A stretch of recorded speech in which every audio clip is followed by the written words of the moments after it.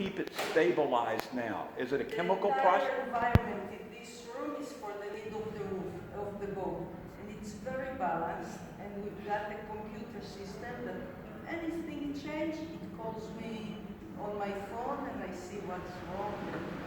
Wow. So you studied archaeology, and then you studied chemistry, and And then so, conservation. so you were the right person at the time for this project. Smart. In general, this boat was found in the right time. Before the year 2000, they wanted to invest in something unique, because this is Unique. 2,000 years old.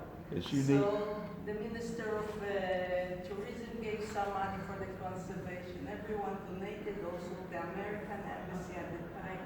The scientific attaché put his efforts, and we got some of the chemicals donated by Dow Chemicals. Wow. So Wow. we were lucky with that. So how did you get the foam off? It wasn't straight on the wood. We had the separation layer of polyethylene sheet, so that's what. Okay. Otherwise, it glues, you can take it. Right. But still, we had to cut it very carefully with knife and take it a piece by piece. Wow. That's amazing. Re-excavating And the process took 9 years. Oh yes, and that's considered to be fast. Because never before in the world you have 12 different types of wood plus iron nail, and all succeeded in the conservation in one treatment. So it's considered very fast and very good. A very successful process.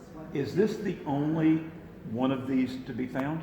In the lake? Yes. Of course, nothing else. Only one.